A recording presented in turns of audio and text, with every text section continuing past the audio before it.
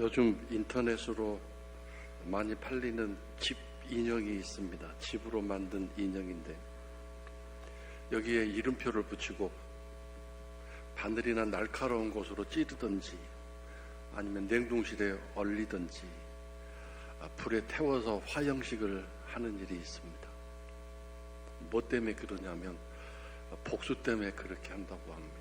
67%가 복수 때문에 저렇게 합니다. 대상이 누구냐 하면 직장 동료나 같이 일하는 사람들, 그 사람들에게 상처가 생기고 원한이 생겨서 그렇게 한다고 합니다.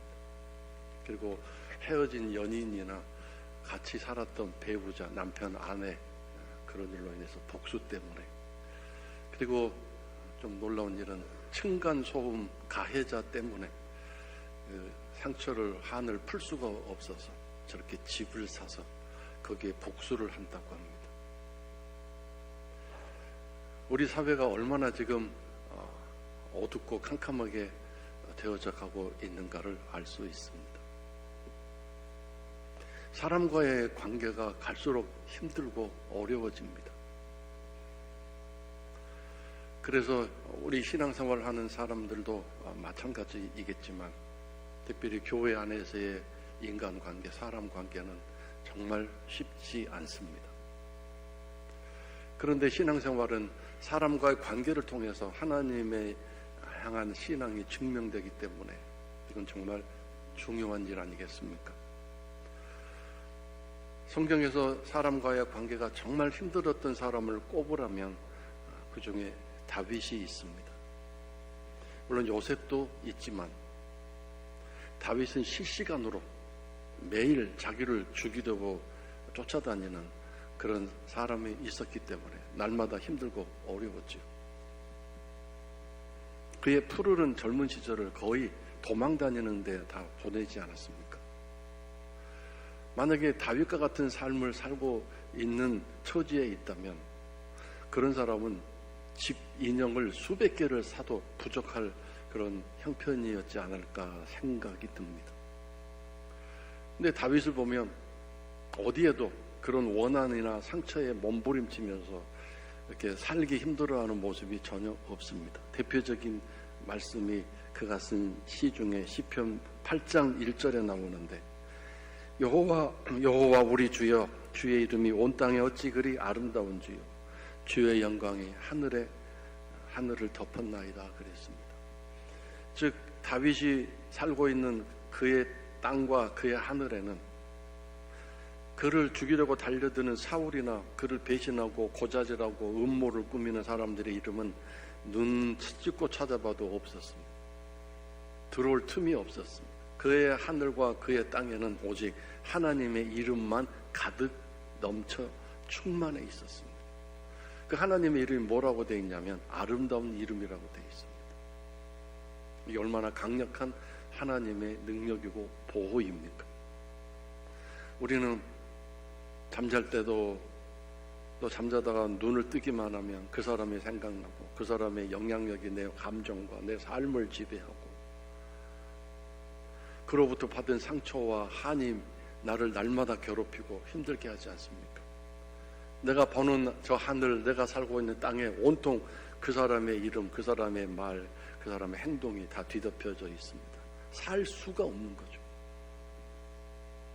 근데 다윗은 그런 모든 삶에서 하나님의 이름만 그의 모든 세계에 가득 흘러 넘치고 있었으니 이것이 우리가 본받아야 할 삶 아니겠습니까? 하나님의 이름이 왜 아름답습니까? 이름 자체가 아름다운 것, 그런 의미가 아닙니다. 우리 이름에는 정말 어떻게 저렇게 이름을 지었을까라고 그 이름이 참 너무 이상하게 되어 있는 분도 있고 이름 자체가 듣는 순간 참 아름답다, 잘 지었다라고 하는 그런 사람도 있어요. 근데 하나님 이름이 아름다운 까닭은 장명 그런 부분에서가 아니라 이름 자체에서 물론 있을 수 있겠지만 하나님이 하시는 일, 하나님의 속성, 하나님의 마음, 뜻, 이것 때문에 하나님 이름이 아름다운 거죠. 이름이 세상에서 부모님이 정말 이름을 잘 지어서 좋은 이름 가지고 있으면 뭐합니까? 그 사람 사는 삶이 아름답지 못하고 그 이름값을 못하면 아무 의미가 없는 거죠. 하나님 이름이 왜 아름답습니까? 다윗을 사랑하기 때문입니다. 다윗이 그것을 알고 있기 때문입니다. 그래서 그 하나님의 이름이 온 땅에, 온 하늘에 가득 넘치고, 그가 바라보는 모든 해와 달과 별들, 저 광야의 돌과 먼지와 그 바람, 그 모든 것에 하나님의 이름만 충만하게 있었습니다. 이것이 바로 오늘 우리가 배워야 할 삶의 모습이고 또 우리가 살아가야 할 신앙의 모습 아니겠습니까? 저는 성도 여러분들의 땅과 하늘에도, 여러분의 삶의 현장에도 오직 하나님의 이름만 늘 흘러넘치시고 가득 채워질 수 있기를, 늘 하나님 이름만 보여주고 들려줄 수 있기를 주의 이름으로 축원합니다. 오늘은 그 삶에 대해서 어떻게 그렇게 살 수 있는가를 오늘 히스기야 이야기 두 번째로 여러분과 함께 나누려고 합니다. 지난주에 히스기야의 이야기를 첫 번째로 드렸습니다. 아수르가 쳐들어왔는데 자기 땅에 살려고 몸부림치는 그 계획 중에 성공한 방법이 돈을 갖다 바치는 일이었지 않습니까? 돈이 부족해서 성전 문의 금을 다 벗겨서까지 아수르 왕에게 갖다 주고 그 돈을 받은 아수르 왕이 만족해서 일단 물러갔습니다. 성공한 것처럼 보이죠. 그러나 또 시간이 지나서 언제 좀 되었을 때 다시 또 쳐들어왔습니다. 이미 북쪽 이스라엘은 이 아수르에 다 망해서 나라가 없어져 버린 상황이죠. 이집트의 동맹을 맺고 그의 도움을 얻어서 이 위기를 모면해 보려고 했지만 그것을 알고 있는 이 아수르 왕이 애굽을 다 쳐서 박살내서 이 유다를, 즉 히스기야 왕을 도우러 오지 못하도록 철저히 미리 작전을 폈죠. 드디어 이제 그 아수르가 유다의 마을들, 성읍들을 하나 둘씩 점령해서 공격해 오더니 드디어 예루살렘까지 왔습니다. 고양이가 쥐를 가지고 놀듯이 예루살렘을 포위한 다음에 조롱하고 비난하고, 그리고 유다가 믿고 있는 그 하나님을 조롱하고 비난하는 일을 하기 시작한 거죠. 그때 그 절대절명의 순간에 히스기야가 마지막으로 한 방법은 바로 기도였습니다. 사실 그 앞에서 히스기야가 기도하지 않았을 것은 아니겠죠. 쉽게 말하면 기도했을 게 했겠죠. 이스라엘의, 남쪽 유다의 많은 왕들 중에 5손가락 안에 들어가는 훌륭한 왕이었거든요. 신앙이 좋고 하나님이 인정하는 정말 좋은 신앙을 가진 왕이었기 때문에 그런 어려움이 닥쳤을 때 왜 기도하지 않았겠습니까? 그러나 문제는 그 기도로 그 어려움을 해결하고 그 기도가 그 어려움을 해결하는 방법이 된 게 아니라 돈 갖다 바치는 게 방법이 되고, 기도로 하나님의 능력과 권능으로 그 문제를 해결하려고 하는 것이 아니라 아예 애굽을 통해서 동맹을 얻어서 이것이 하나님 주신 방법이다, 이 방법은 하나님이 내게 허락하신 탈출구다로 생각했을지도 모르겠죠. 그러나 그것은 다 쓸모없는 것이 되어버리지 않았습니까? 그렇기 때문에 그가 혹시 기도했다 할지라도 그 기도는 어떤 기도였습니까? 하나님이 접수하지 않는, 하나님께 올라가지 않는 그런 헛된 기도였다는 것이죠. 오늘 여러분과 나도 마찬가지입니다. 기도는 하는데 하나님께 올라가지 않는 기도를 너무 많이 하는 것 아닌가요? 우리는 기도했다는 것 자체를 가지고 의지를 하고, 다른 사람보다 좀 더 많이 했다는 걸 가지고 자부심을 가지고, 어쨌든 이런 저런 기도 생활을 하면서 나도 할 만큼 하고 있다고 내 기도 생활에 어떤 만족감을 가질 수도 있겠지만, 문제는 하나님이 그 기도를 받으시는가 안 받으시는가, 여기에 문제가 있습니다. 기도라고 해서 다 하나님 받는 게 아니라는 걸 지난주에 말씀 이어서 다시 강조합니다. 그래서 기도했을 때 정말 철저하게 기도했죠. 간절히 기도했죠. 그 기도를 하나님이 접수하셨습니다. 받으셨습니다. 그리고 첫 마디가 뭐였습니까? 정말 네가 이제 드디어 기도하기 시작했구나, 기도를 했구나 라고 말씀하셨어요. 이 말씀은 그 전까지 기도가 없었다는 거죠. 기도를 했다 할지라도 하나님이 받으실 만한 기도가 아니었다는 거죠. 이제 드디어 네가 정말 내가 받을 만한 기도를 했구나라고 말씀하시고 기뻐하시고 즐거워하셨어요. 그 기도의 내용도 하나님 마음에 쏙 드는 기도가 되었고, 그래서 그 기도를 받으시자마자 하나님이 번개같이 일어나셔서 아수르를 다 쳐서 없애버리셨죠. 성도 여러분, 하나님 받으실 만한 기도, 하나님이 받으실 수 있는 기도를 할 수 있는 그 기도를 드리는 성도 여러분 되시기를 주 이름으로 축원합니다.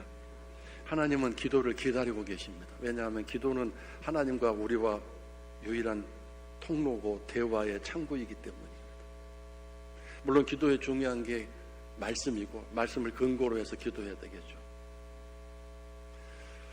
말씀 없는 기도는 헛된 것이고, 기도하지 않는 말씀은 아무 의미가 없는 거죠. 성도 여러분, 하나님은 기도를 기다리고 계십니다.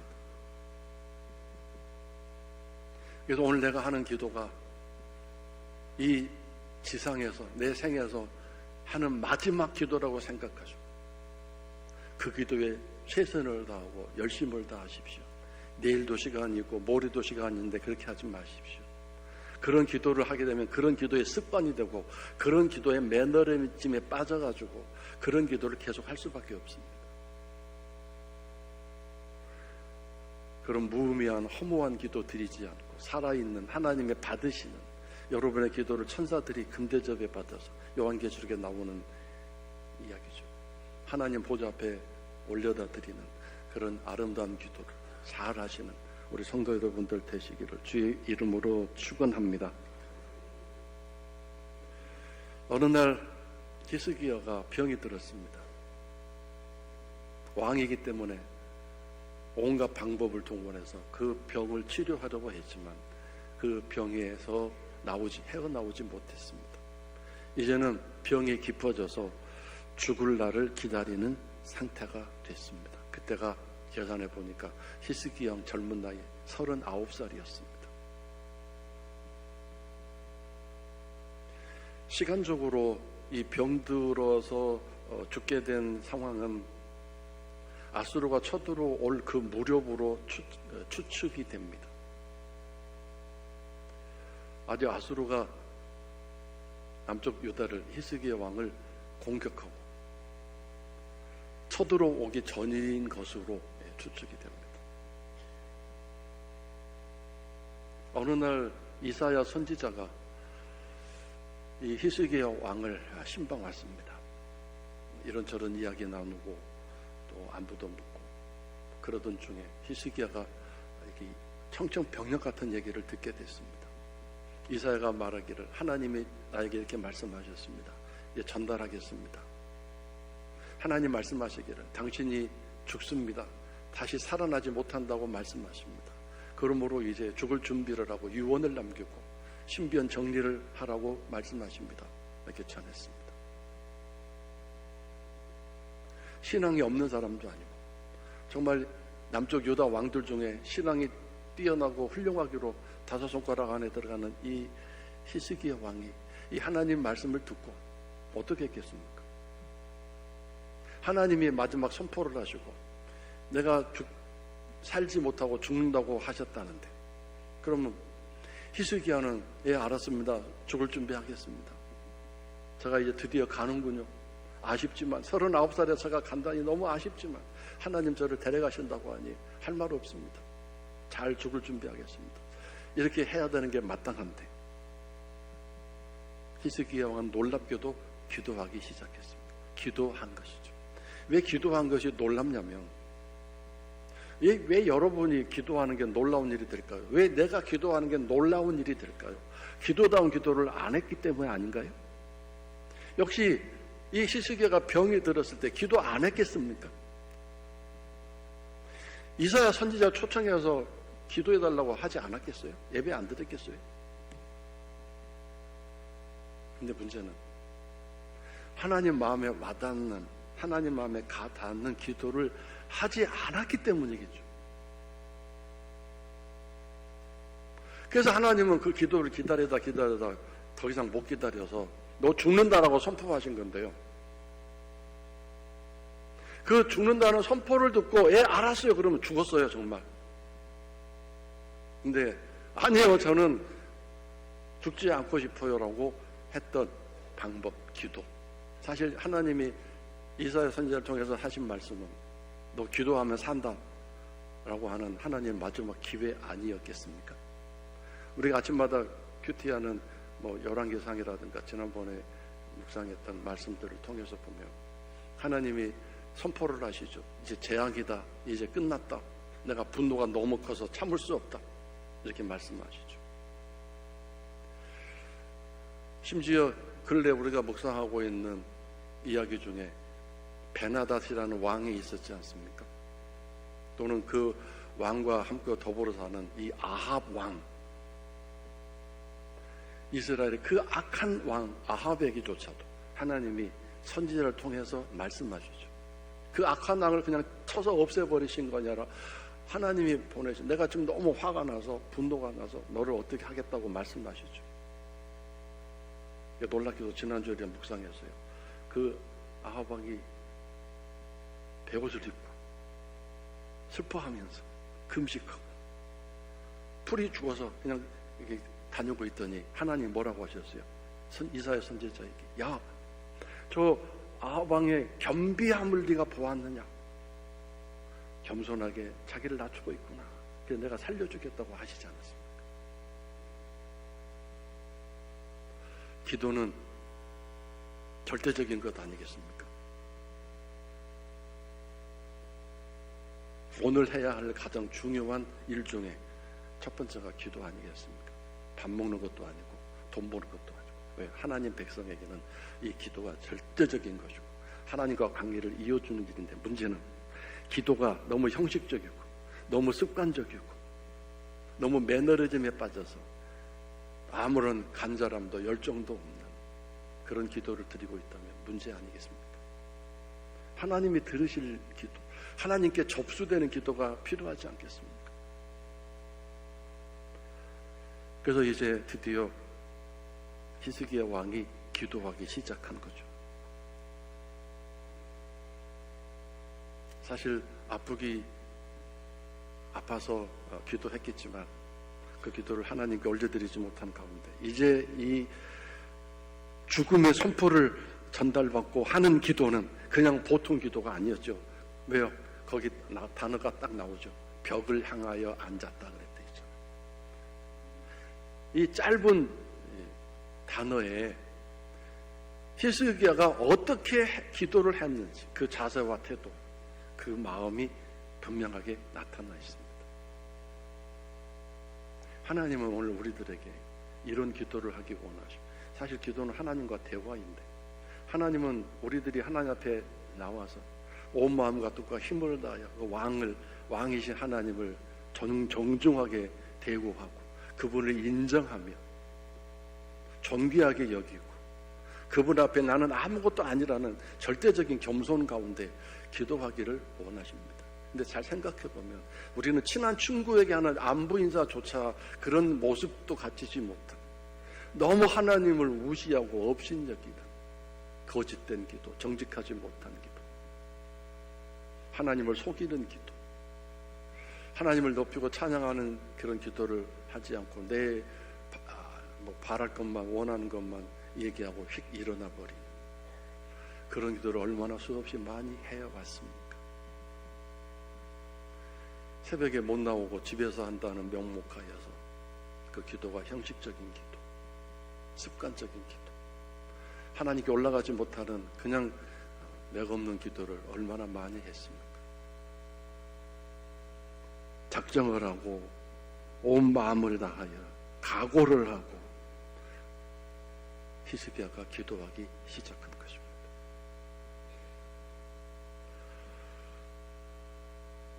그 기도 후의 결과가 어땠습니까? 하나님이 응답하셨잖아요.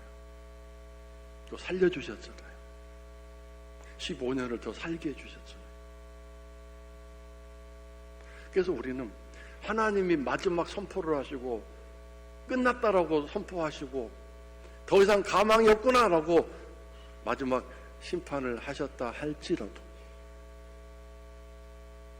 우리가 그 기도를 제대로 하기만 하면 하나님은 그 뜻을 바꾸시고 새로운 계획을 우리에게 베푸실 수 있는 분이라는 것입니다.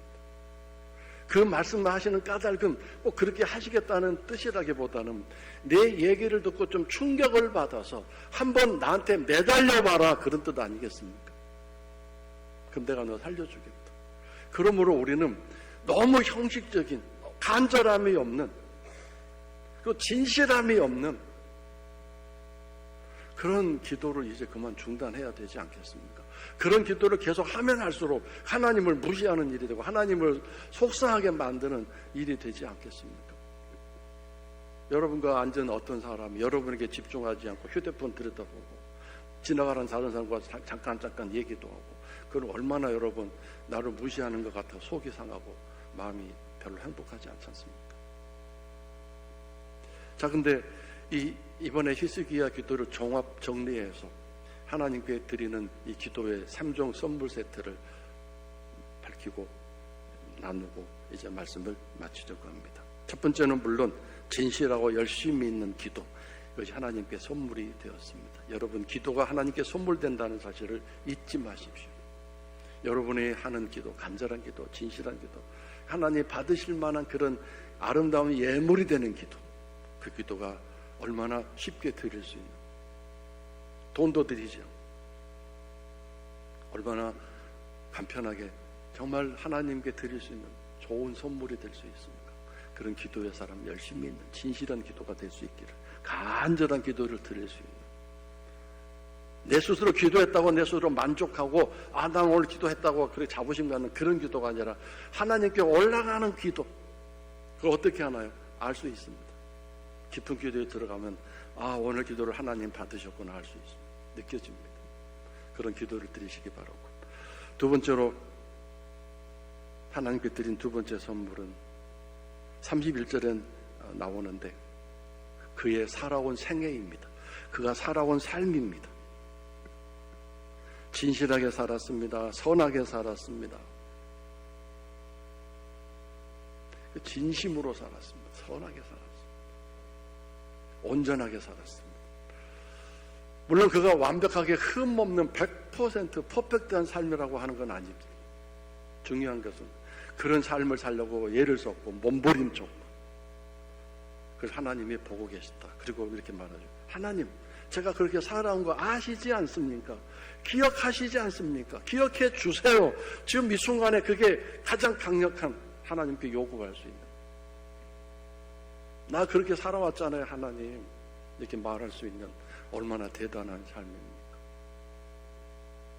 근데 여러분, 진실하게 살았고 선하게 살았고 온전하게 살았다, 이게 뭘 의미하냐면 사람과의 관계를 말합니다. 왕이기 때문에 얼마나 쉽게 또 위에서 명령하는 식으로 함부로 살 수 있겠습니까? 근데 그렇게 하지 않았던 거죠. 사람과의 관계에서 하나님 앞에 얘기할 수 있을 만큼 착하게 선하게 아름답게 살았다는 뜻입니다. 성도 여러분, 곰곰이 생각해 보세요. 누군가가 나 때문에 상처를 입고 눈물을 흘리고 있고 아파하고 있다면 그건 얼마나 엄청난 일인지 아십니까? 그 사람 기도 하늘에 올라가지 않습니다. 예배도 하나님 안 받으십니다. 근데 우리는 이렇게 말하죠. 내 잘못 아니에요. 그 사람 잘못이에요. 나는 당연한 일을 했을 뿐이에요. 이렇게 말하죠. 그 사람 속에 밴댕이 속에다 그런 거죠. 뭐 이렇게 얘기합니다. 심지어는 내가 그렇게 해놓고도 그렇게 힘들고 어려워하는 걸 전혀 모릅니다. 알지 못합니다. 그러면서 이렇게 말하죠. 나만 같이 살아봐. 나같이 법 없이도 살만한 사람은 어디 있다고.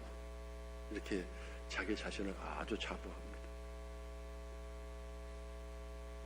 그러나 여러분, 사람과의 관계가 제대로 되어야만 하나님과 관계가 이어집니다. 하나님이 이 땅에 우리들에게 가장 관심 갖는 건 뭡니까? 관계입니다. 왜요? 예수님이 이 땅에 오셔서 십자가에 죽으신 이유가 뭡니까? 초보적인 초등학생 대답은 우리를 죄에서 건져 구원하시기 위해서입니다. 이건 수준 낮은 대답입니다. 수준 높은 성도의 성숙한 신앙의 대답은 뭡니까? 관계 회복을 위해서 십자가에서 죽어주셨습니다. 죄로 인해 깨진 하나님과의 관계, 그리고 그런 죄를 지으면서 무참의 사람과의 관계가 깨어져 버린 나의 삶을 새롭게 하시고 사람과의 관계, 가로관계 회복, 그래서 하나님과 관계, 수직관계 회복, 십자가를 이 땅에 세우는, 내가 살아가는 삶이 관계 회복을 위해서 희생하고 헌신하고 섬기고 나누어주는 그런 예수의 삶을 살아가는 것. 그래야만 관계가 회복되고 유지되죠. 내가 할 것 다 하고, 내가 하고 싶은 대로 다 하고, 내가 할 말 다 하고, 그러면서 어떻게 사람과 이웃과 관계가 회복이 되고 유지될 수 있어요? 안 되죠. 십자가의 삶이 바로 그런 거죠. 가정에서조차도 한 사람이 줘줘야 하고 한 사람이 포기해줘야 부부 사이가 행복하고 편안합니다. 둘이 똑같으면 그 집안이 난리가 나죠. 근데 줘주고 포기하고 양보하고 넘어가주는 게 보통 쉬운 일입니까? 예수의 사랑, 예수의 십자가 능력 없으면 안 되는 일이죠.